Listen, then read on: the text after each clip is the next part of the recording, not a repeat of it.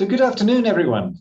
I'm Adam Millard-Ball. I'm a professor of urban planning at UCLA, and I'd like to welcome you to this 31st annual Arrowhead Symposium by the UCLA Institute of Transportation Studies. And today we'll be talking about transit's future with Susan Shain, Jeffrey Tumblin, and Jacob Wasserman. So we're going to hear from each of the speakers for about 15 minutes. And then we'll join in a discussion and take some questions from the audience. So please make sure to add your question in the Q&A feature in Zoom, and we'll do our best to answer them at the end of the presentation. So first of all, I'd like to introduce Jacob Wasserman, who's a research project manager at the UCLA Institute of Transportation Studies. He's got a background in equity and finance and demand management, and he coordinates research into public transit and other mobility issues, with several projects on pre-pandemic trends in transit ridership, on homelessness in transit environments, and on transit ridership data. And before joining ITS, he worked for the cities of Los Angeles and San Francisco and New Haven on both capital budgeting and active transportation. So I'd like to turn it over to Jacob. Thanks, Adam. Thanks everybody for being here.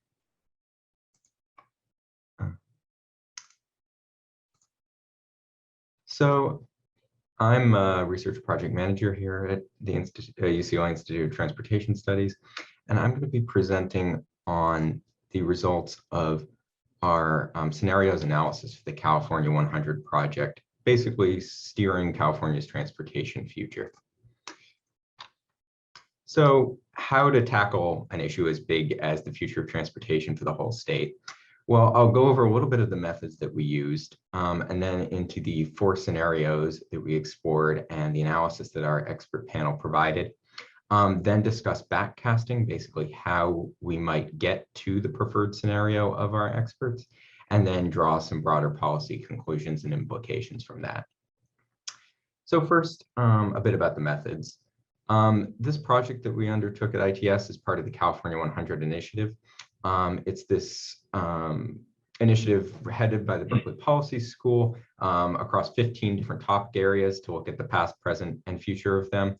And we were lucky enough to do the transportation area. There's another group at UCLA that's doing the housing area, so look out for their findings as well. There's an old saying that's been attributed to many people. It's difficult to make predictions, especially about the future. And the same is definitely true of transportation. So we did do some questions about which transportation futures are most likely, but the majority of our analysis was to explore the different implications of various scenarios. So to help flesh out the different scenarios and see their nuances and the ways they might interact. So the way we did this was what we'll call a mini Delphi method. The Delphi method is traditionally you get a variety of experts together in a room. You ask them questions before they meet and then after they meet and see if there's a convergence, and you repeat. We had a limited timeline for this project, so we were only able to do 2 meetings and 3 surveys before and after each meeting. But we did get some interesting convergences and divergences that I'll get into later. We had 18 wonderful experts from a variety of areas, and their main focus was twofold. First, an analysis of 4 different scenarios that I'll present in a second, and then backcasting. Like I said, seeing the policy steps and the changes in society and technology and policy that would be necessary to get to the preferred scenario. So in structuring our scenarios, we had 2 key concepts: mobility and accessibility. And so mobility is just simply the ability to move about, the ease that people can get from one place to another. In contrast, access or accessibility is the ability to avail oneself of opportunities. This can involve travel, but the internet, telecommunications also enables access. And these concepts are related but not the same. So for instance, if a new grocery store was opened in a food desert, that wouldn't convey any additional mobility. People could still get around the same as they did, but it would provide a lot more access to people who formerly did not have access to that grocery store. And so access also has dimensions on physical ability, socioeconomic differences that often aren't captured in strict analyses of mobility. And so with that in mind, we came up with 4 scenarios, and you can see they're divided on 2 key axes. The first uncertainty is the direction that transportation policies will go. Are they going to prioritize private vehicle travel foremost, or multimodal travel in a way that manages the private vehicle travel? And then the second axis that crosses with that is the underlying land use policies. So transportation depends a lot on origins and destinations, basically the land use. And again, we can have urban form that is structured around the private vehicle or around multimodality. This is a very simplistic 2x2. I'll get into a lot of the nuances and that these don't capture everything. But we did think that this was sort of an interesting starting place that captured the possibilities of mobility and accessibility for our experts to sort of dig into more. So our 4 scenarios are as follows. Scenario 1 is the car-centered and low-density one. This is basically what a lot of California looks like since the post-war era, with low densities, sprawl, and sort of ample and free parking and roads and interstates. Scenario 2 is a multimodal transportation policy, but low density land use. And that kind of describes the new normal, the way that some cities are investing in transportation without changing underlying land uses, and still leaving most trips by car.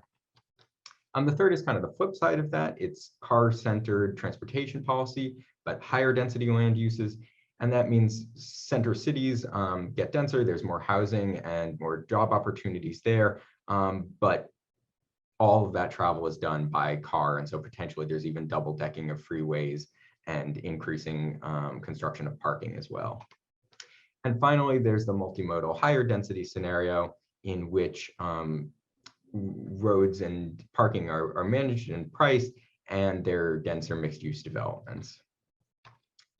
So we asked our experts this, but I also want to ask the audience. Juan should hopefully be sharing right now a poll here, asking both what is your preferred scenario and what do you think is the most likely scenario by 2050. So I'll keep that up for a bit while I go through what the experts thought.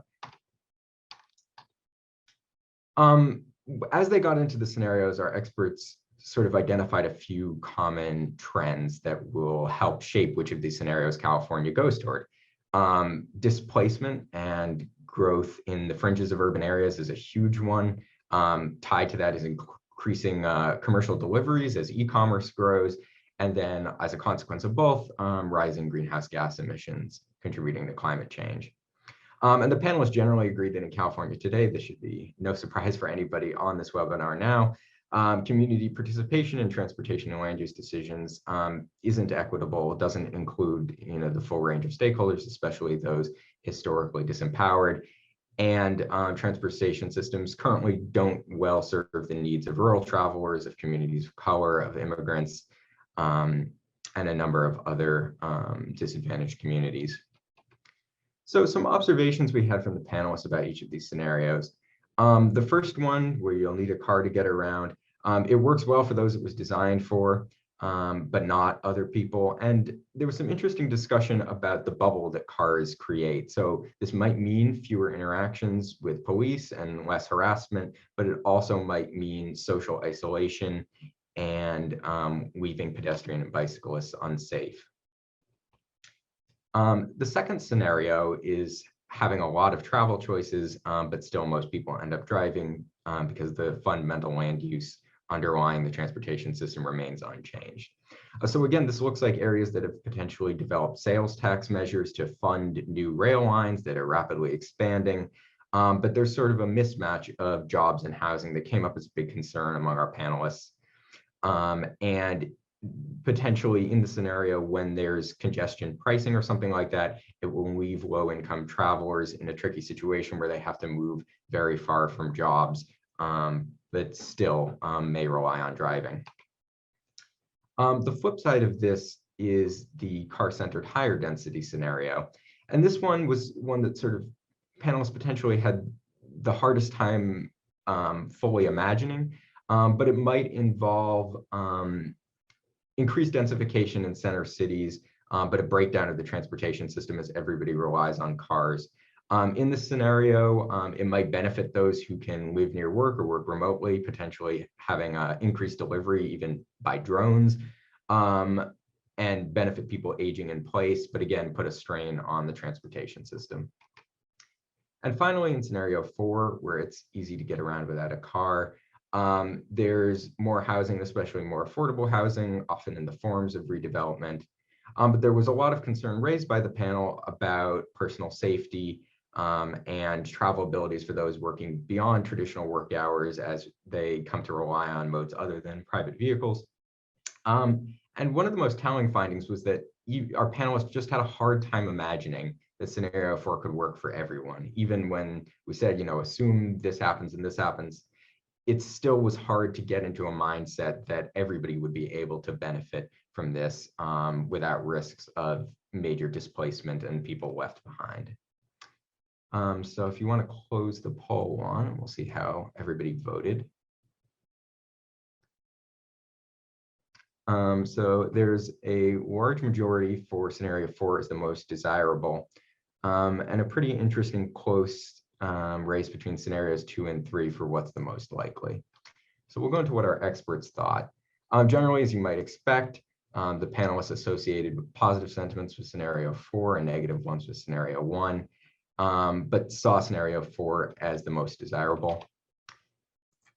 But in terms of likelihood, scenario 4 was rated the least likely. And scenario 2 was at first the most likely, but as we went through the Delphi, scenario 3 came to be seen as more likely. So you all did pretty well on that. So there's this disjuncture between what our panelists wanted to see and what they thought was going to happen. So next we wanted to explore this disjuncture and see how we could achieve scenario 4. And that's what we did in our backcasting exercise. So some of the key policies that panelists listed are, first, that the land use policies, that axis is more important than the transportation policies that go on top of it to achieve scenario 4. Specifically, this might involve meeting California's demand for subsidized housing, congestion pricing, though we had a quite interesting discussion of the equity implications of that and how those might be remedied. In line with that, pursuing social justice by embedding them in transportation and land use decision-making processes, and increasing transportation expenditures over time. You'll note what's not on this list is a lot about tech and electrification. I'll get into some of the reasons for that in a second. Panelists also identified a number of key decision makers, but what was interesting is at first local leaders weren't identified as important, but as we went through the scenario exercise, local policymakers and activists pushing those local policymakers rose in the rankings of the most important change makers. So here's some of the big obstacles to getting to scenario 4. A big one was wealth inequality. It's a bigger topic than I can get into now, but it was seen by the panelists as really influencing both transportation and land use decisions. And along with that, sort of a political representation system that favors those who already have resources and also have easy times traveling and access to home ownership over those who don't. There's an interesting question about the role of technology. It could help in some ways, especially mobility as a service that I'll discuss in a second. And it could build social connections to make this change, but it doesn't have a great track record in serving the public interest, is what the panelists agreed on. Broadly, the panelists decided that scenario 4 really requires a fundamental restructuring more than an incremental change. And this might come in the form of a system shock, as we saw with COVID, or potentially changes and disasters associated with climate change. Those may end up creating bigger societal changes that might lead to scenario 4 or lead to some of the other scenarios, potentially quite suddenly. Some of the pitfalls that the panelists identified One, as one of the panelists put it, is sleepwalking into another scenario when policymakers aim for scenario 4 by potentially trying to invest in transit without doing anything about land use, or vice versa. And that alternative scenario changed from 2 to 3 as we went on the panel. And then another one, as I sort of hinted at earlier, is that scenario 4 wouldn't apply to all groups in all places. There was a concern initially that it wouldn't help rural travelers, though as discussion went on, that was somewhat assuaged. But there was continued concerns, especially along lines of racial equity, that scenario 4 wouldn't help travelers of color as much. So to avoid these pitfalls, we sort of divided our policies and society and tech explorations into 2 categories. The first is avoiding a bad scenario 4, and the big 3 here were reparative justice, mobility as a service, so sort of combining a number of forms of mobility into easy to use coordinated services, and particularly anti-displacement policies to avoid some of the potential negative effects of scenario 4. On the flip side, achieving a good scenario 4, the panelists really homed in on a more engaged and responsive local government, and government at all levels, that's sort of representing constituents better. Again, we saw mobility as a service in both of these, and zoning reforms to enable greater density. It was interesting, though, that that was identified as something to allow good outcomes, but was not really ranked as highly as avoiding bad outcomes. So these sets of policies really have to go together. On that note, scenario 4 sort of broadly requires a shared vision for what California is going to look like in the next 50 to 100 years. And our panelists sort of saw that vision as unfortunately lacking right now. So that's a bigger conversation than just, tinkering around with zoning reforms. It really involves a change in values and a change in trust in government. And that's probably going to come from government representing people better and proving itself able to do big projects as opposed to incrementalism to achieve scenario 4 as opposed to maybe scenarios 2 or 3. And finally, sort of integrating reparative justice in remedying past wrongs that the transportation system has done and current wrongs into all our decision-making practices. So this is sort of a high-level take. We have a lot more in the report that's going to come out from the California 100 group. But I want to thank our research team who really did so much work over this summer to get this project all done. Here's my contact info, and you'll see the report on both the California 100 and ITS websites soon, but I'll be happy to discuss it further in our Q&A.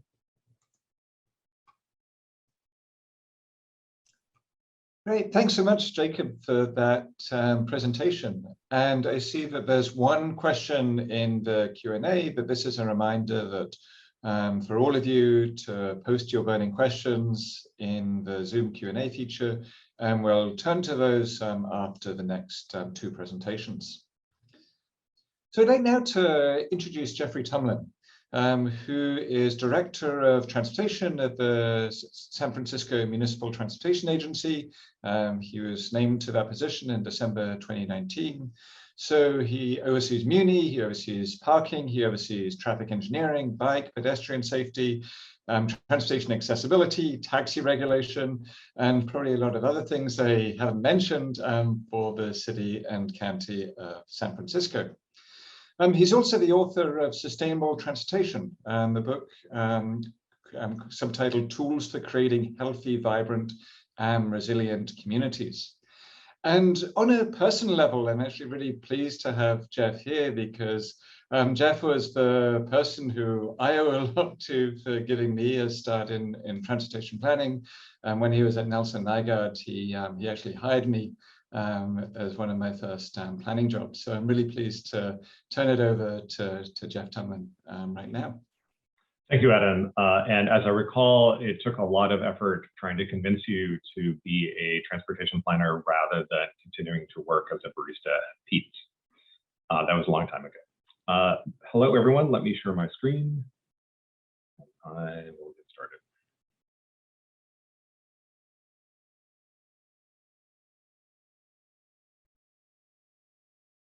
There we go.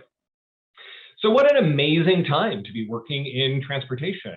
Everything is new. We've got, SpaceX sending, Captain Kirk up into space. We've got Hyperloop and scooters and all kinds of amazing innovations that are completely changing everything. And it's all new, right? Well, not quite. Most of everything that we're dealing with in the mobility world has been around for a long time. Hyperloop was first patented in 1867, and we've had motorized scooters since the beginning of the 20th century. Indeed, we've been thinking and imagining all of these forms of new mobility for over 100 years. And even autonomous vehicles have been around for quite some time. One of the most important labor events in the history of the labor movement, particularly around autonomy, was the 1945 New York City elevator operator strike and the riots that included in that labor event.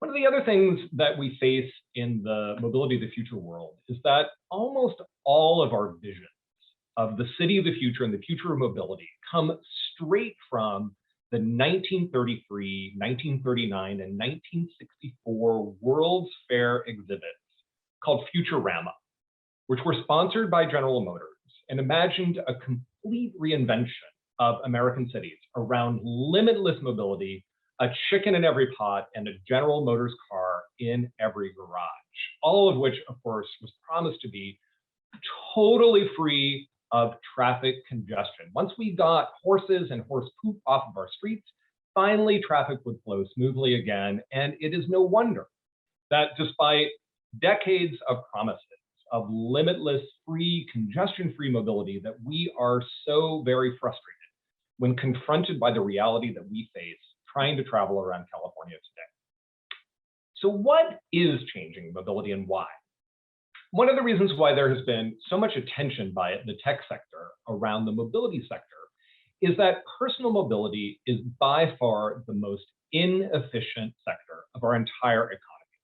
Private cars are super convenient, but they're only used 5% of their useful life. They spend 95% of their lives parked and unused. And in that 5% of the time that they are used, they're only used at most 25% of their capacity. This is extraordinary waste. There's also weirdness around how we think about transportation within the economy. So I'll just remind you all, for those of you who forgot Econ 101, that there are some basic laws of economics, including the supply curve, which says the more people want of a good and are willing to pay for it, the more the private market will deliver that good. And the demand curve that says the cheaper that a product is, the more people are going to want it. And the equilibrium point between these two curves is the place where price comes into balance with supply, and the private market can continually supply that good at the offered price. And this works for every commodity in society: food, clothing, housing, our utilities, except for mobility, where instead of using price to balance supply and demand, we use time. Traffic congestion is simply what happens when the demand for mobility equals the supply. We force people to queue. In any other sector in our society, we'd simply raise the price in order to clear the queue and stop that waste, but not in mobility, because as Americans, we conflate our freedom of mobility with the actual freeness of mobility. And indeed, we find congestion really, really frustrating. So every couple of years, we transportation planners go to the voters promising congestion relief and raise our taxes in order to widen roadways. And after years of CEQA delay and traffic congestion delay, we finally widen the roadway, and briefly driving is faster. And this is where most of our analytical models stop. Problem solved. There was congestion, we widened the roadway, faster driving, done. Except for the fact that faster driving actually changes people's travel behavior. So, honey, why not get the bigger, cheaper house farther away? Because the new highway allows us to drive in the same amount of time. So faster driving means more driving, which means more congestion, which means we try to widen the roadway, pretending that's actually going to solve the problem, when in fact it never has. And that is because congestion is an economic problem. It is not a technology or really even an infrastructure problem. Congestion is just what happens when the demand for mobility equals the supply. And in mobility, the demand for more mobility is nearly infinite. Congestion is also rooted in basic geometric facts. It's not that people who drive are bad people or cars are bad. Cars are incredibly convenient. You can have your own tunes. They're awesome. The only problem in cities with cars is their geometric inefficiency. You've all seen this diagram before. Cars are super convenient, but I take up 10 times as much roadway space when I drive in a car than when I walk or bike or take a bus. It's a basic geometric fact that is not changing. And so as California grows and as our cities grow, we have no choice but to reallocate our limited street right-of-way towards more space-efficient modes in order to allow the economy to continue. And we have to do this in order to make it possible to drive for those people who really need to drive. But of course, right, autonomous vehicles are going to solve all of these problems, right? We've seen the videos, it's going to be awesome. We'll never have congestion again with autonomy. And of course, we've been thinking about autonomous vehicles for a very, very long time, although, the marketing has changed very slightly. The problem with autonomous vehicles is they face the exact same geometric constraints as private vehicles or Uber or Lyft. Autonomous vehicles are basically Uber or Lyft at a lower price point, and they have the same risk of the excessive deadheading that Uber and Lyft have faced. So both of which promise to alleviate congestion in cities, and both of which dramatically worsen congestion, safety, and wheelchair accessibility outcomes in cities. So what should we be doing now? Clearly, technology on its own is not going to be solving our problem because technology is just the supply side. How are we going to manage our streets in order to ensure that new technology will actually uphold the public good? Well, it starts with the fact that the greatest value, the greatest asset that any city has is its public street rights of way. And a fundamental responsibility of every city is to manage that public right of way for the public good. And this means doing all kinds of things like we're trying to do now in San Francisco, particularly dedicating space for the most space efficient and equitable modes of transportation, particularly public transit and walking and biking. It also means starting to introduce, to the extent that we can, pricing in order to balance supply and demand. And that means not just pricing the roadway, it means pricing wasting the roadway. So what we need to be charging for, in fact, is empty seats, and particularly empty seats in the peak direction at the peak time. This is wasting the limited public street right-of-way that we've got and our most valuable asset. It also means doing what we're doing a lot of time, spending a lot of time in San Francisco on, is managing the curb. This is one area where cities actually have a tremendous amount of authority. And we can manage the curb in order to minimize conflicts, to accommodate curbside pickup and drop off for Uber and Lyft in less harmful ways, and to promote the modes of transportation that are most efficient. It also means, of course, modernizing our parking requirements. Parking demand in all California cities is dropping precipitously.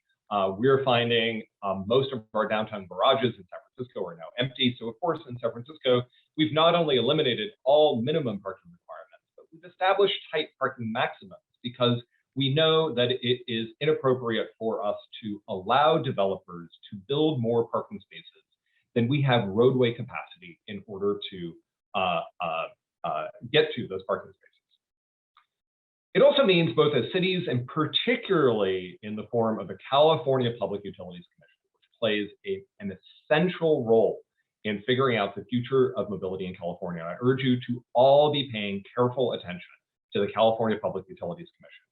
It means right now establishing data protocols for the public good. And this means open APIs around scheduling and payment and location for all private mobility operating on the public right of way. It means being transparent about that data while protecting the personally identifiable information for each of the providers.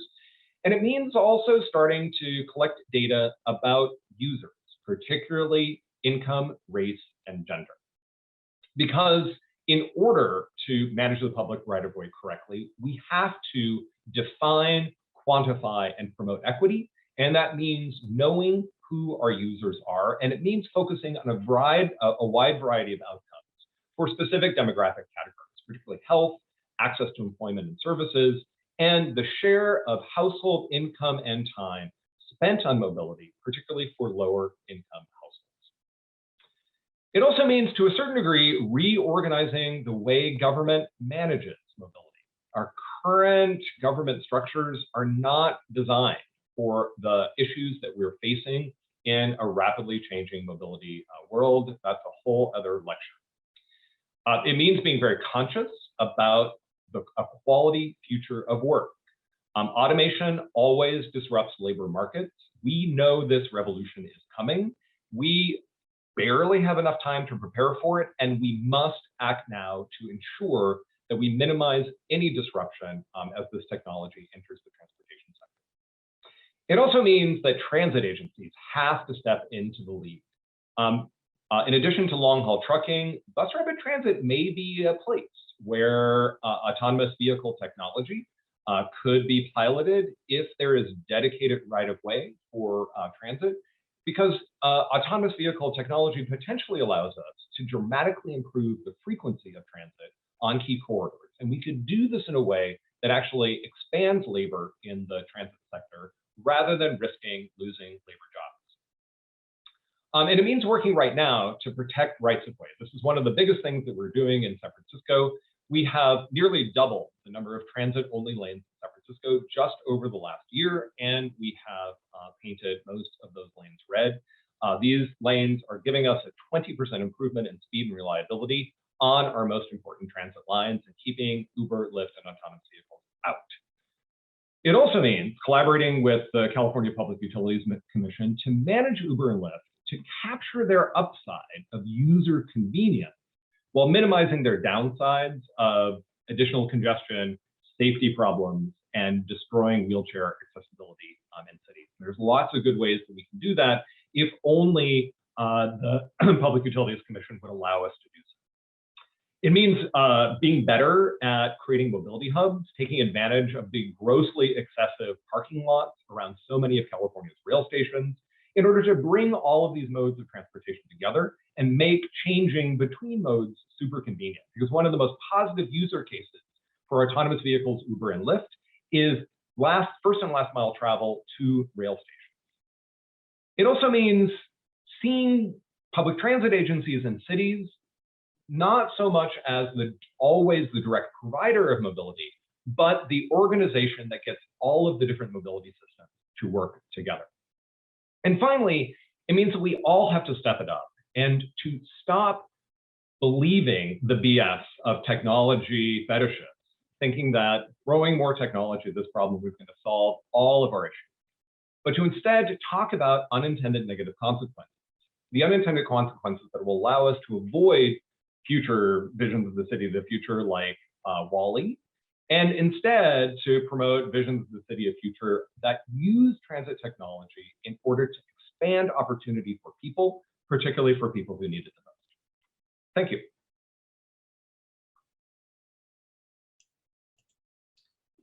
Great, thank you so much, Jeff, for both giving us the big picture and talking about some of how this is actually being implemented on the ground in San Francisco.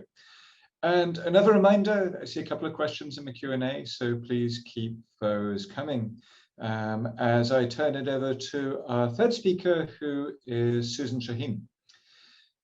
So Susan was among the first to research and write about the changing dynamics in shared mobility and the likely scenarios in which automated vehicles might gain prominence. And again, when I was starting out my career, Susan was already like the kind of go-to person for car sharing. And since then, she's expanded to look at other forms of shared mobility as well. She's a professor in civil and environmental engineering at UC Berkeley. She's co-director of the Transportation Sustainability Research Center at the Institute of Transportation Studies. Berkeley, and she's also director of the new Resilient and Innovative Mobility Initiative from UCITS, and I hope that you'll be able to tell us something about that as well. So thanks so much, Susan. Thanks so much, Adam. It's always a pleasure to see you, and I loved the backstory between you and Jeffrey about you wanting to be a barista. I never knew that. So I met you when you were working with Nelson Nygaard. So I'm going to share my screen.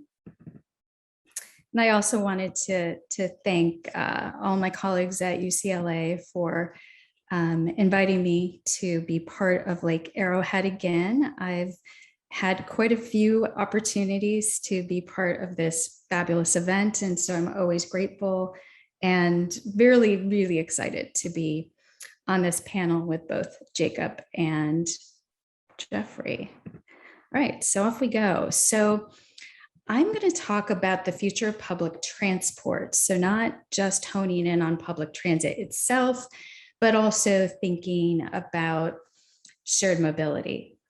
And so the subtitle for my talk is Mapping a Policy and Research Roadmap. And I've been thinking a lot in my role as director of the UCITS Resilient and Innovative Mobility Initiative, which represents all of our 4 great UCITS campuses. So we've got Berkeley, Davis, UCLA, and Irvine, about the importance of thinking about a roadmap and what role research can play in helping to inform policy. So I start with a focal question for this talk itself. And when I was putting this talk together, what I thought about was, what does the future hold for public transport? And I'm going to bring in the concept of future proofing here, which I think is a great complement or bookend to Jacob's presentation about scenario analysis, is can we future-proof the future of public transport to reduce the shocks that are experienced by these modes and to maximize both their social and environmental benefits? And to set the table for this talk, just wanted to start with some background points that resonate with me a lot in my day-to-day thinking. So COVID comes along. Public transit was struggling before COVID, but it became so much more pronounced during the COVID-19 crisis that we're still in. So those notable impacts and those shocks to this system have been very, very clear, and many of us think about it and talk about it all the time. COVID has also brought with it a lot of uncertainty about not just the future of public transit, but also of shared mobility, as people started to telework or work from home a lot more, as people became less reliant on public transit and shared mobility modes in many cases. And many cases, people didn't want to share a vehicle or concurrently share a vehicle. The second point really gets to our energy and environmental context here in the state of California. About 40% of the state's total emissions actually come from transportation, and that's because we have a fairly clean grid in this country. So our greenhouse gas emission calculations are higher in terms of its total pie. But interestingly, within the transport sector itself, over 70% of our emissions are coming from passenger vehicles. And so that's a big share that we have to really think about. And a lot of us in this space think a lot about what role could public transit or higher occupancy vehicles and shared mobility help us to reduce vehicle miles traveled, particularly from solo vehicles, and increase our occupancy levels through passenger miles traveled. And then the final bullet that I wanted to add in here is this movement towards electrification or net zero emissions. And the California Air Resources Board had some analysis done recently that demonstrates that the state's ability to achieve this goal of net zero emissions by 2045 is really going to require that we get off of these gasoline powered passenger vehicles by 2035, because it takes so long to turn over the fleet. So I want us to be thinking about sort of these 3 points as we move into this talk and perhaps our discussion. So first, I want to just start out with a brief introduction to the notion of future proofing. So this is not unlike scenario planning. but it's really used to anticipate the future and really focusing on minimizing the effects of these shocks and stresses of future events. And that's why a lot of us use scenario planning. It's been used in a lot of different industries, including the medical industry, electronics, industrial design, and more recently, it's been used in climate change design. And so my question again for us today is, can future proofing be used to maximize our benefits, not just minimize those shocks? What role can policy play in this, and research? So to set the table, I put together this framing of mapping the future of travel. And you can see I've got other modes here, including e-commerce, urban air mobility systems, the drones, the unmanned aerial systems, and drive alone, right? You see this to the left. I'm focusing here in this talk largely on what I've highlighted in the red: the sharing strategies, public transit, the active transport modes, work from home, telework. But what I'm arguing here is that we really do need to think about this maybe in layers. Is what are the modes we're focused on? What's the future of these particular modes? How do they interface? Because I do think telework is interfacing with these modes. We have to really think carefully about the land uses in which we're trying to deploy these strategies, or the impacts of some of these technologies like telework and work from home on these land uses. A third layer, focusing on technology. We heard a lot from Jeffrey about some of these, everything from automation to digitization, so smartphone, seamless booking, routing, payment type systems, the shared mobility services, the car sharing, bike sharing, transportation network company, microtransit modes, micromobility, and electrification, as I mentioned. This is looming in the background, particularly here in the state of California, as we have very tech-forcing policies on the agenda to address climate change.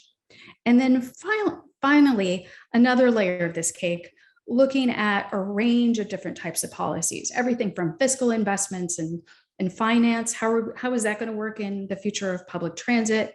Demand management strategies that I'm going to talk quite a bit about later, emissions, land use and affordable housing, and then pricing mechanisms that Jeffrey just spoke about.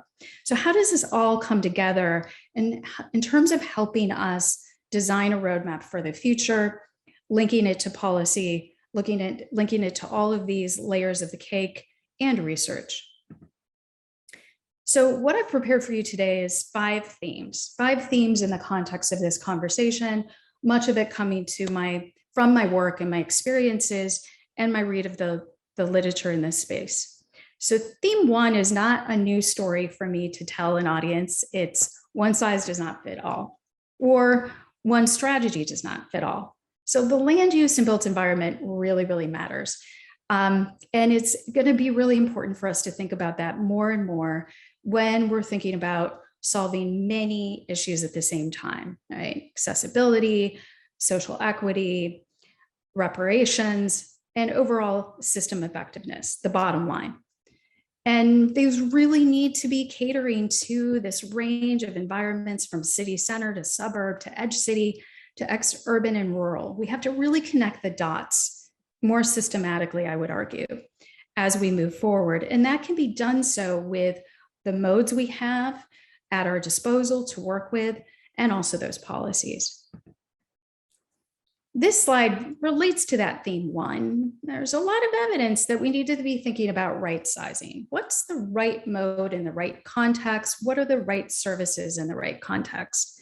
So our work in evaluating the Mobility on Demand Sandbox pilot program that looks at a lot of these public-private partnerships is really interesting. And what we find is it really does matter where we're deploying. Is it in more of a rural area or suburban area?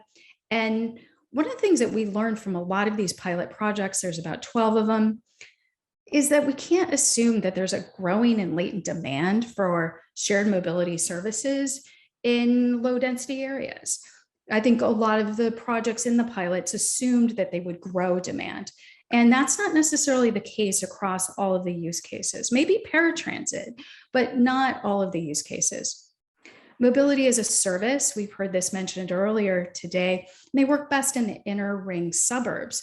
because oftentimes the public transit system we find in Europe, right, it's got this covered. So if you put motorized forms of shared mobility in there, they're going to compete with public transit. So if we have the motorized forms of shared mobility, like a car sharing vehicle or a transportation network company, think about moving that to the inner ring suburbs. And ultimately, right, the built environment and outlying areas may just be too auto dependent in their nature to reduce vehicle dependency altogether. So what we might need to look at there is, hey, we're going to be looking at privately owned cars. It's going to be difficult to get rid of them. But can we have them be sequentially shared through something like a peer-to-peer car sharing service? Or could we bring in vehicle automation services to increase the occupancy level in PMT? Theme 2. As we talk more and more as a society about the relationship between access and equity, I think it's really important to call out here that those strategies should not necessarily be called upon to lower VMT, particularly in the context of our land uses. We have to think about the fact that some people maybe didn't have good access in the past at all. And suburbanization of poverty, right, is pushing a lot of people out of those inner core areas into suburban areas where public transit is less reliable, and bringing in a bike sharing system or even a car sharing system may not be economically feasible. So how we think about these areas that are not in those rich cores is really, really important. And sometimes the best option for economic mobility may be giving people access to a reliable vehicle. I'm not saying it's all privately owned, maybe they're shared, but we need to look at different models that might work in those areas. Fareless or reduced transit fares can make travel more affordable. However, this does not address all of the spatial and temporal gaps that we see. So that's important for us to consider when we're thinking about a suite of strategies. And finally, from a lot of the research we've done on shared mobility, yes, it can address a lot of gaps. Transportation network companies have been shown to do this, like Uber and Lyft, microtransit services like Via, Transloc, I saw we had a question about that, and shared micromobility. But there's still barriers, right? There's still people that don't have familiarity with these services. They're not multilingual in nature. There's people who are underbanked or unbanked. And oftentimes they're actually really quite expensive. So in a lot of the equity work we've done, we've seen that we've got some work to do if shared mobility is going to fill gaps, particularly around access and equity. Theme 3. This is nothing new for me. I've been talking about this whole ecosystem of sharing strategies for a long time. And basically the big takeaway, right, as we think about the car sharing, scooter sharing, bike sharing, more of these business consumer types of platforms, and to some degree the peer-to-peer based platforms, right, what we tend to see is that on net, they're reducing vehicle miles traveled and GHG, but they're harder to scale and they do save users money. But I would argue policy tools are really needed to get them to scale even more and to maximize those benefits.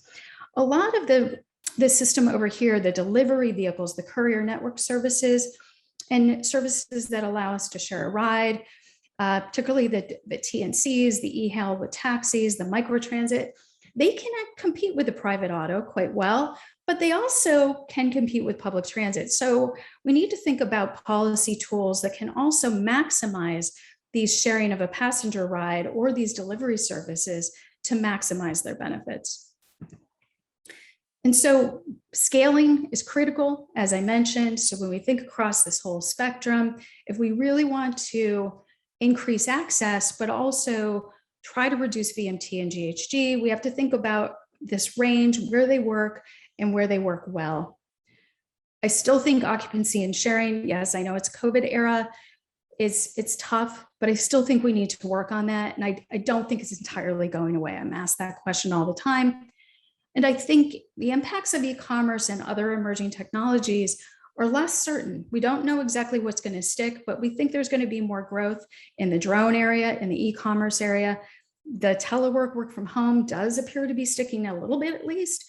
And some of these may be inducing demand. So we need to think about policy tools. Theme 4. The ecosystem effect, I think, is a network story. So some recent research that we've done with agent-based modeling tools suggests that a larger traveler pool and modal options enable a network effect. And so what we find is that if you were to provide targeted subsidies just to a low-income pool of transportation network company riders, you get lower match rates and thus lower PMT-VMT ratios, in contrast to actually providing a subsidy to all travelers to encourage that pooling option. And I think to some extent, this is intuitive. You really need to increase that network effect to reduce the deadheading of those miles that Jeffrey mentioned, but to get those match rates up. Public transit subsidies, we also looked at these in our modeling exercises. And what we found is that the higher the subsidy, the greater the shift to public transit. And in fact, our modeling results suggest in the Greater Bay Area that a $5 subsidy in public transit could yield about a 25% increase or modal shift in public transit, which translates to 2.8% reduction in VMT. So very important things to take note of in this more recent research that we're doing. And the ecosystem effect, I think, also applies to multimodal multipliers, which is a new way I'm thinking about this, is the idea if we can put everything on an app and create that network effect virtually, as well as physically, that this provides us with a greater opportunity to attract ridership and use. And we can think about it as a multimodal multiplier. So if a trip planning app, like a mobility service app, enables public transit to increase by 10%, then the multimodal multiplier for this would be about 1.1. So we need to really think about how we can do this through partnerships, through these mobility on demand and mobility as a service ideas, as well as super apps, which leads me to my next slide. So we've been doing research for the World Bank for about a year now, and we've uncovered that there's a lot of super apps that are emerging in the developing world. And I argue here, perhaps we can learn something from them in terms of transferring that knowledge. And the super apps are multifunctional lifestyle apps. So they're not just targeting shared mobility or parcel and food delivery, but also moving services, telemedicine, they stream video, and they have business services alongside mobile payment. And it's not that they're not without their challenges in the developing world, but they are really scaling this idea of mobility as a service and mobility on demand into something much more lifestyle based. And could they be more of a multimodal multiplier? Finally, theme 5.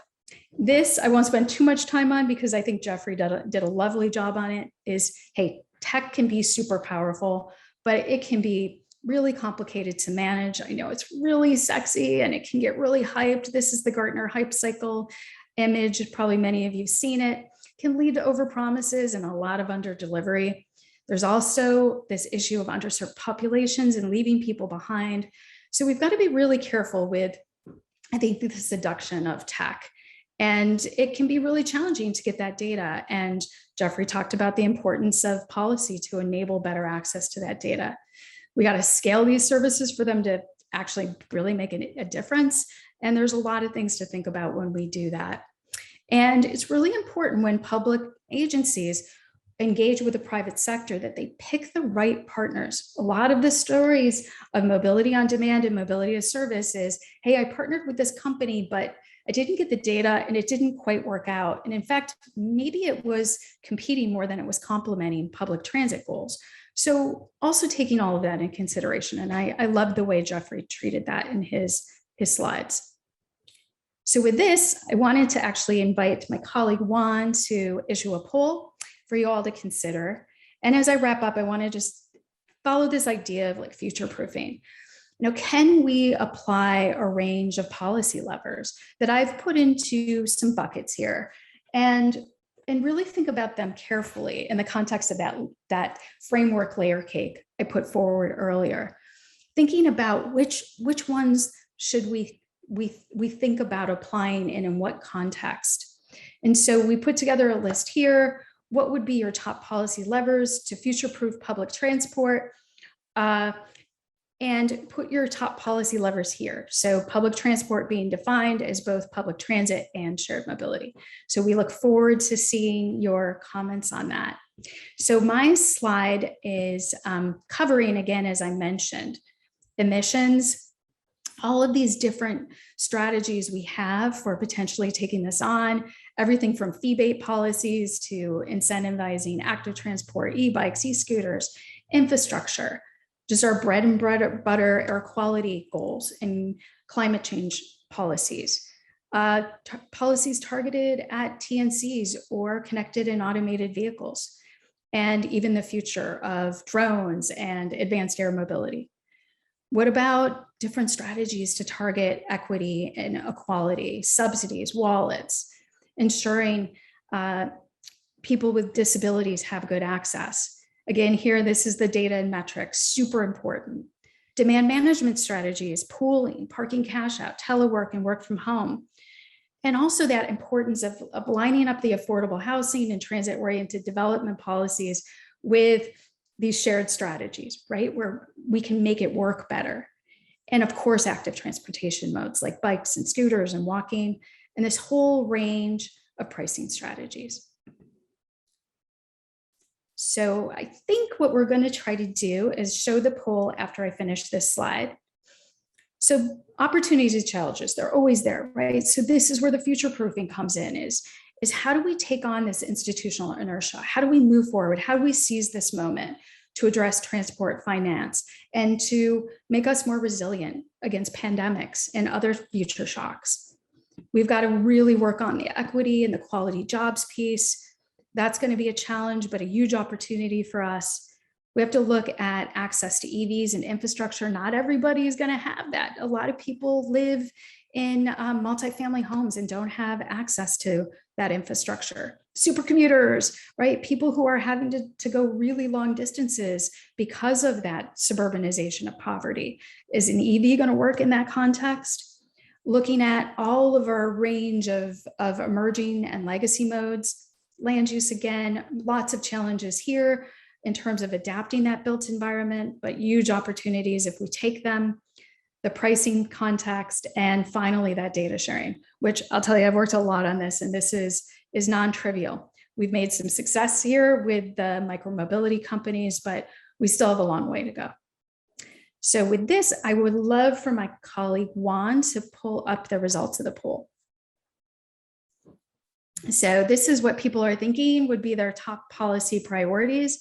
It looks like what's clearly in the lead here is, looks like 56% say construct additional active and transport infrastructure. So really getting those safe bike lanes and pedestrian walkways, all of that kind of good stuff. And it looks like we have kind of a close tie here, but mobility wallets and subsidies for high occupancy modes.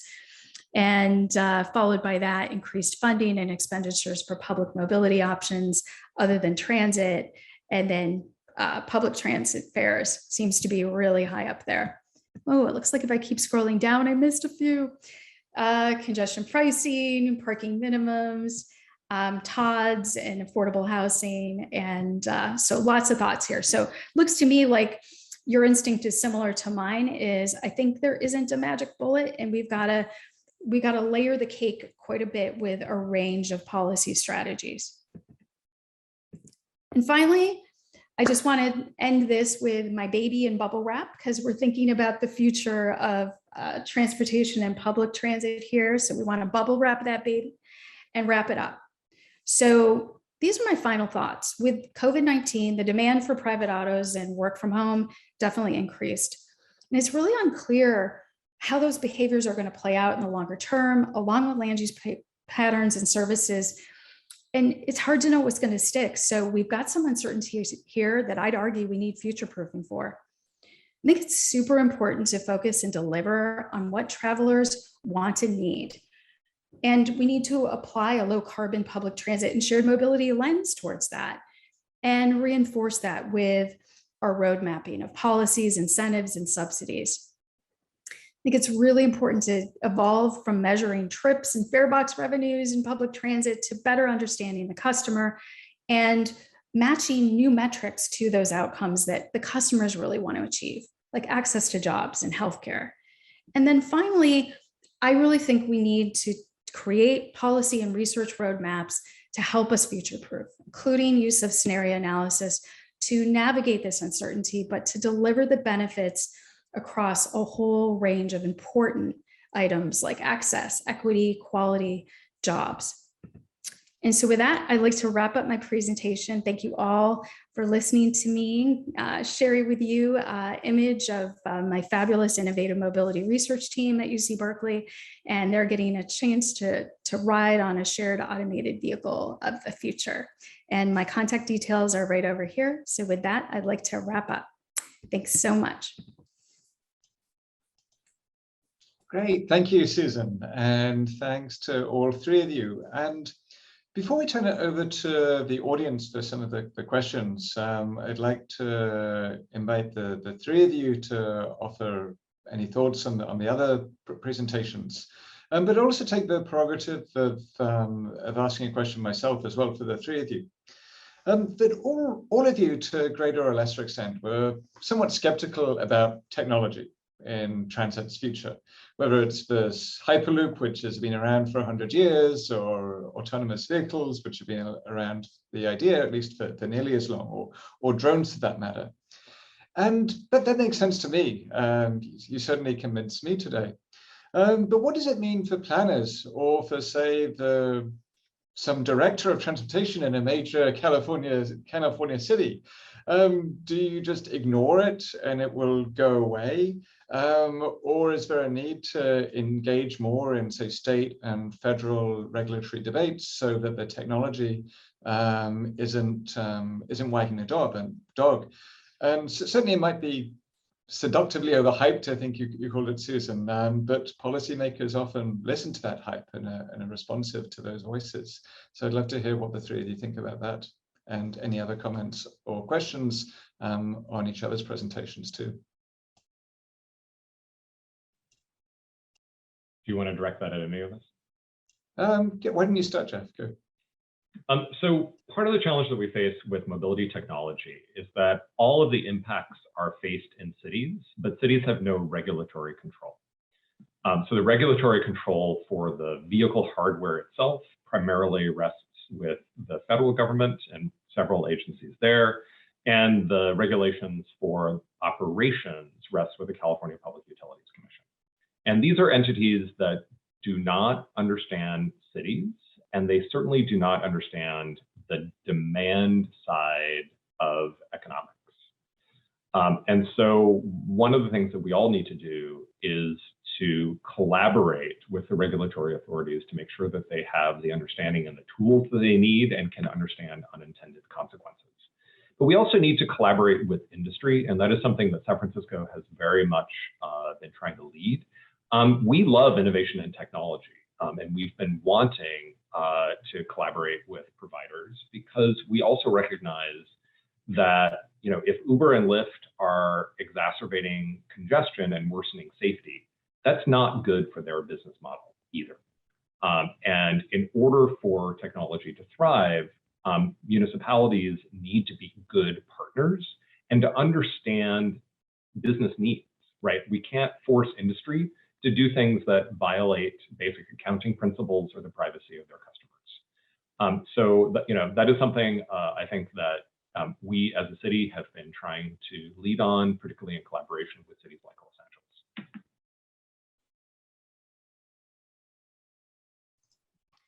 Yeah, I'll also say that I think in our panel discussions and just thinking about the presentations, I think there's a sense that in the past, cities and all public policymakers have been reactive at best to new technologies. And I think that's sort of something that came out of the trust in government angle that we got at the end of our panel discussions was the need to be proactive, a government that can, you know, anticipate the next mobility innovation. Maybe you have a pogo stick rental company or whatever the new thing is going to be, but you have a set of regulations that is ahead of the game and can anticipate it. Or, I mean, to push the paradigm even further, could there be publicly operated ride hail that, you know, not even contracted out? Could there be public, certainly bike share or drone delivery, whatever it may be? You know, obviously the private sector is able to take on risk in a way that the public sector isn't. So that's a difficult discussion. But I think it's important to sort of push the boundaries of tech as a private sector thing, and then the public sector just kind of takes it or maybe tinkers at the edges. Yeah, thank you for both of your comments on it. A phrase comes to mind to me with this question, Adam, is I remember getting this question from reporters probably 10 years ago, right? Is tech typically tries to get ahead of public policy and to take advantage of that, loophole or where it's obscure. And what I've seen over the last decade, since a lot of those loopholes were taken advantage in San Francisco with some of those tech companies running transportation network companies, right? Is government is getting more proactive and sharing lessons learned among each other, having communities of practice, particularly around, I think, micromobility. I think we've seen a lot of government leadership in terms of saying, hey, we need a mobility data specification, NMDS, to share this data. So I think, I'm cheering government on in terms of having this community of practice and pushing back and saying, how can we learn from each other and share best practices and model policies? We're not always going to get it right, but I think in many cases, the government is now saying, we've got to be much more proactive. But I agree with Jeffrey's comments about some of the regulators are not necessarily in the right position to regulate the tech on the city streets. And so how can we get better alignment of the government layer cake of policies going from national to state to regional and local? And I think that's something that we really need to work on in the coming years ahead to really maximize those policies, particularly as automation and drones and these types of services start to hit the ground even more. Great, thank you. Do the three of you have other general comments or questions for each other before we turn to the audience?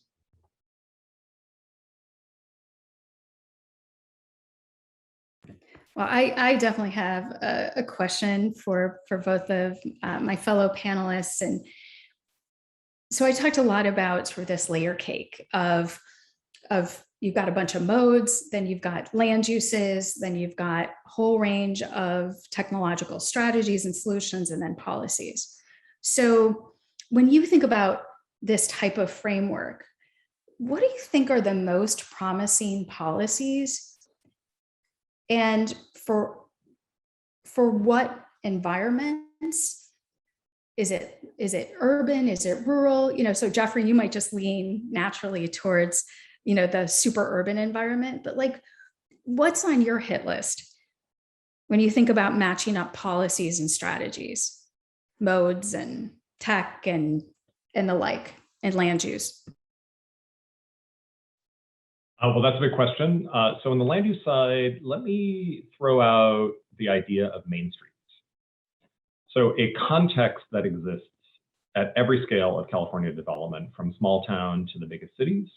The idea of main streets, linear street where all of the needs of daily life are right there and available within walking distance. Main streets work at a small town California scale as well as the San Francisco scale, and they dramatically change travel behavior. We need to be emphasizing main streets.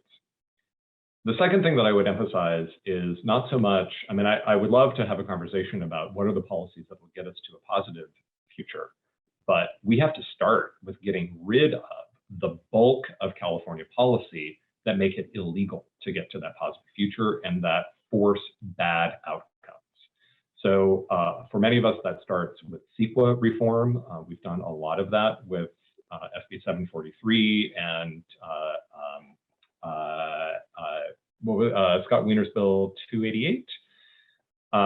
We need to do more of that around parking reform, zoning reform, how transportation is funded, just the fact that we're continuing to widen highways thinking that it's going to solve rather than exacerbate our congestion problem. Almost all of our planning structures in California still force us towards bad outcomes. And it's going to take a lot of work to undo that in order to legalize the better solutions. Yeah, and I think that question sort of raises an interesting idea about, we have a built environment, and like Jeff said, it's has wrongs built in, and it can't be changed overnight. And so I think that I don't know if this is a policy or strategy or what, but sort of like trying to take traditional fixed route public transit and graft it onto lower density suburbs, isn't going to work. And the 5 years prior to the pandemic, when ridership fell 20 or 25% in the state, is evidence of that. And so there is a need in the medium to long term to think about ways to reform land uses and gently densify the suburbs, I suppose. But to think in the short term about these micro mobility or demand responsive, whatever the strategy works best, but not to sort of take existing modes and existing practices and just use them as a kludge until we can fix the land use, because that's only going to cause harm in the short term. I'd like to turn it over to Juan Matute, the Deputy Director of the UCLA Institute for Transportation Studies, who is going to pose two of the questions from our audience. Thank you, Adam. And I'd like to remind those of you who have posed questions, please monitor the chat, because you will have an opportunity to be promoted to panelists to ask these questions of our speakers live. But we do have two questions, one from Shaitra, Nevada. And Shaitra asks, what can be the possible strategies to mobilize political support for decisions that deprioritize car usage in California?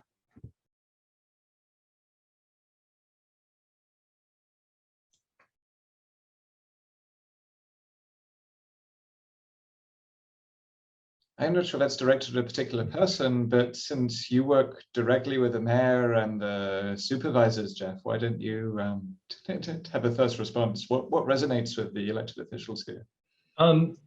So, I mean, part of what has allowed us to move forward so quickly in San Francisco is taking advantage of SB 743 and 288, which has reformed our approach to CEQA. So 743 got rid of use of level of service and replaced per capita vehicle miles traveled as the primary evaluation criterion for transportation under CEQA. And SB 288 says that if your project is just rearranging stuff in the existing public right-of-way and you're not increasing VMT, the assumption is that you have a statutory exemption from CEQA analysis. What that has allowed us to do is to move forward with pilot projects. I am not doing any big capital projects anymore that start with, a decade of analysis, environmental analysis, and then you go find funding, and then you have 3 years of construction. We're doing everything in paint and plastic and plywood. And we use the pilot project as our community engagement strategy. Most people can't look at an environmental document and imagine what the project is going to look like, but they can if you go out and just try with paint and plastic and plywood. Paint and plastic and plywood also allows you to do design in real time. So you can screw something up and fix it. You can try something and then undo it and try something else.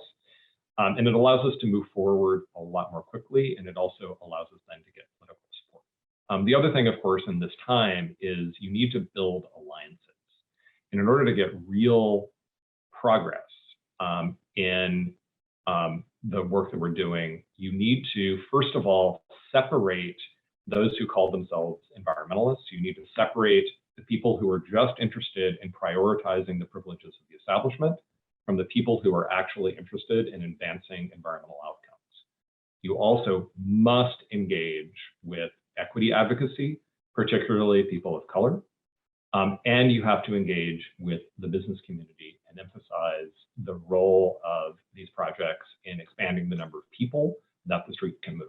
If you can build that, business, environmental and equity alliance, you can get a lot done in California, but it requires letting go of people who are merely performative and who are fixated on stopping change. Before I let Susan and Jacob chime in, I'd like to turn it back to Juan, who has a question on a very similar theme from one of our audience members.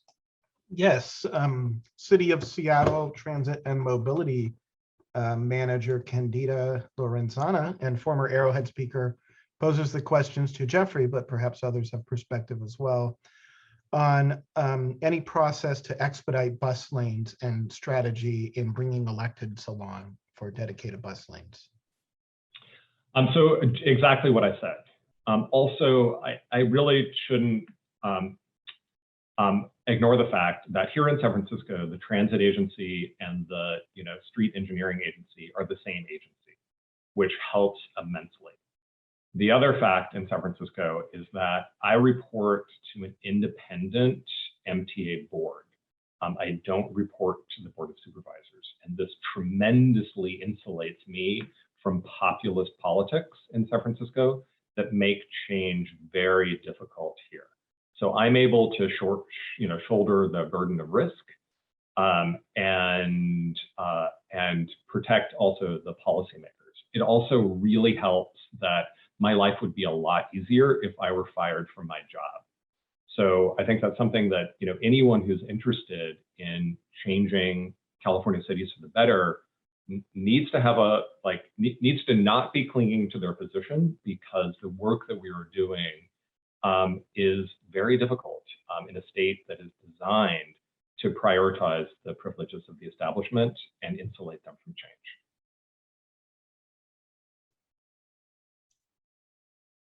Okay. So I'd like to turn it over to Stephen Polson, who has a question, which I think is mainly for Susan. So go ahead, Stephen.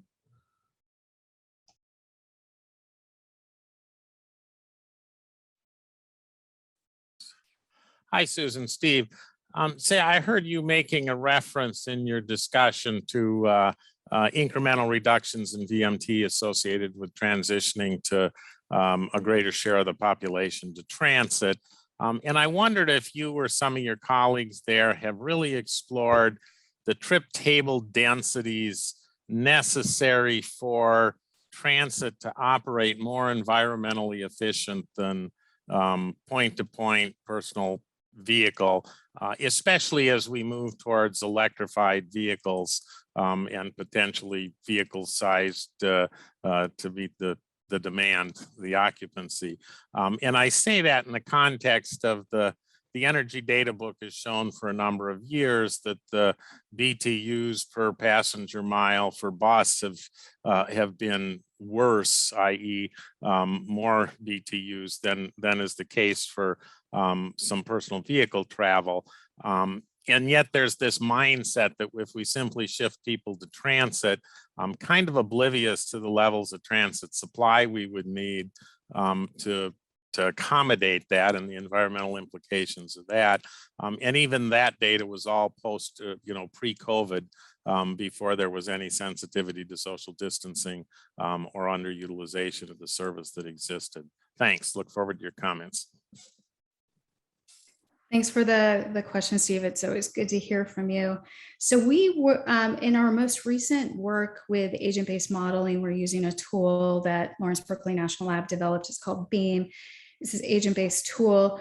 We were, I think, looking at some of what you're referring to in terms of a more demand responsive approach.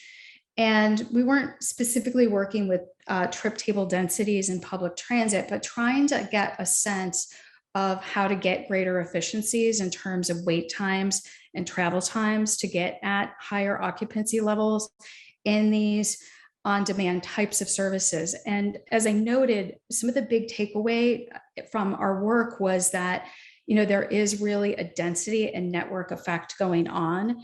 And so if we want to reduce that deadheading in the bus itself or in the on-demand transit service itself, if it's a TNC or a microtransit vehicle, we really do need to think about that density effect and how we bring that about in order to reduce those wait times and travel times. We've done a lot of work, economic behavioral work around sensitivity to not just the cost of the trip, but the cost of that wait time and the cost of being taken off your trip to pick up other people. So like, how could we use things like, instead of having what we would call a direct trip, a point A to B, which can cause a lot of excess deadheading miles, having an indirect type of trip where we select areas where we think we could get people to walk, quarter mile or so, get to that place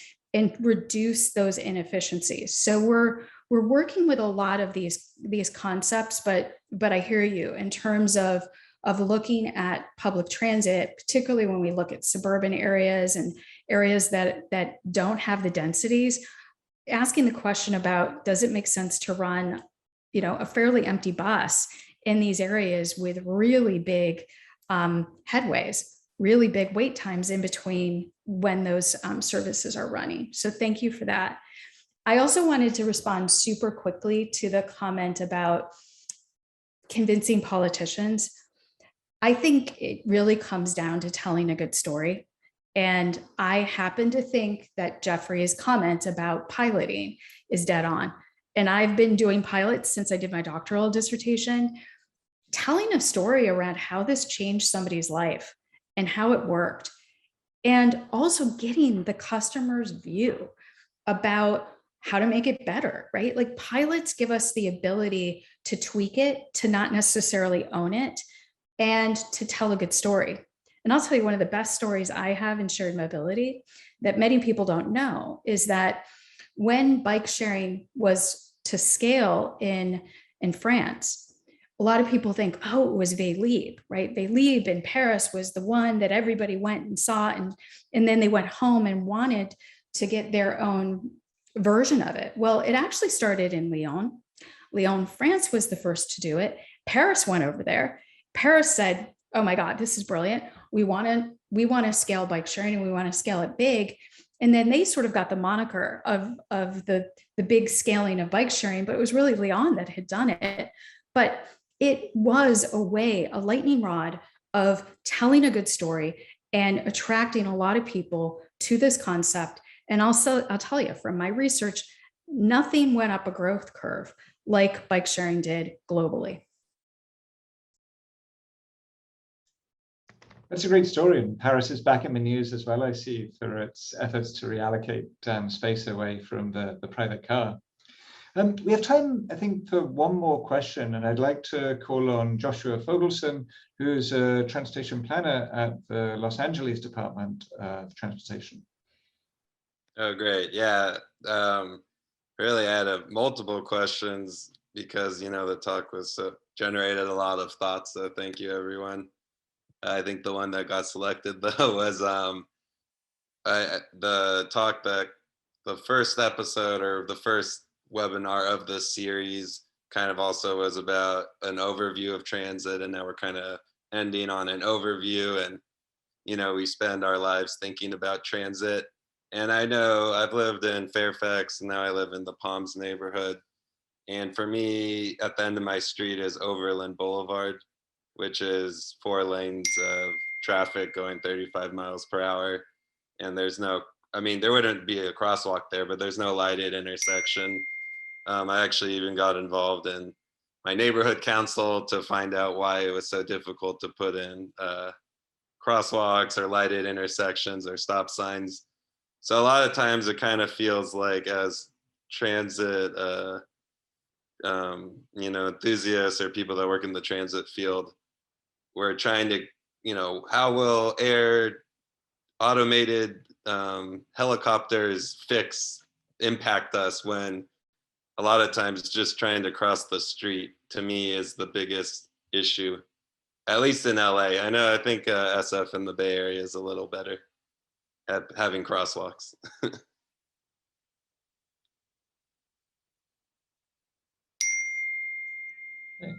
Yeah. So perhaps the three of you can all take that for about a minute each, since we're almost at the hour. Jacob, why don't you start? Yeah, real quick. First, I'll say that I know the city of LA is considering combining LADOT and its Bureau of Street Services, so that transit and engineering are done at the same body. And having worked for SFMTA before and LADOT, I can tell you which I recommend. But I'll say more broadly, it's about changing sort of incentives. So transit traditionally has had a capital incentive because that's where the federal dollars are coming from. So you build a new rail line or even a new bus rapid transit line, get new buses, but you don't have maintenance to keep the buses running or to do the small scale stuff on the street to add crosswalks and lights and stuff like that. So I think it's about restructuring our funding and restructuring our incentives and institutional design to make those kind of outcomes more common. Great. Jeffrey. Transit lives or dies based upon the quality of the pedestrian environment. And this is one of the things I think that San Francisco has an advantage, in that the pedestrian department is the same as the transit department. So we're able to make those moves, as well as take advantage of an increasing amount of legalization of basic pedestrian safety tools that are available everywhere else in the world, but still illegal here in California. And thank you, little plug, for Assembly Transportation Chair Laura Friedman, who's helping to bring rational, safe planning to California. Great. So Susan, you have a final word, both for this session and for this year's Arrowhead series. Oh, wow, that's a lot of pressure. So Joshua, I just wanted to say quickly to you, I mean, I'm a big fan of complete street policies and Vision Zero policies. You know, we got to make it work for everybody, particularly our peds that are trying to walk to and from public transit, or people who are just trying to walk and cycle. So, but I think my final words on this session is we've got a lot of work to do.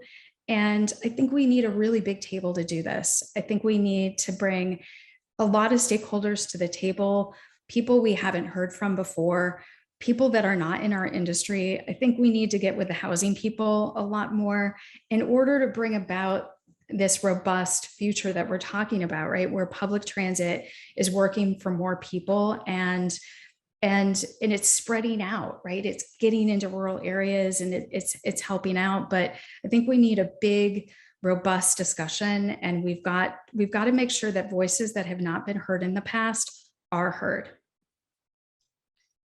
Great. Well, that's a great note to end on, and it links in with this theme that I loved from all of you about the power of telling stories and not getting bogged down in the data and tables of coefficient, but really telling a clear narrative. So thank you to all of you for doing that, to our speakers, Jacob Wasserman, Jeff Tumlin, and Susan Shahin. I'd also like to thank the sponsor for this session, Arrow. And this is just the beginning on the work to support transit's recovery, the Resilient and Innovative Mobility Initiative, of which Susan is one of the leaders, is just getting started. You can learn more at ucits.org about that new initiative. And while this is the last session of the series, all of these videos are going to be available on the YouTube channel of UCLA ITS. And as you can see here on the screen, each session is also available for certification maintenance credits from AICP. And you can search Arrowhead on planning.org to find out the details of that. So with that, thank you all for joining. Thanks again to our panelists, and we'll see you next year.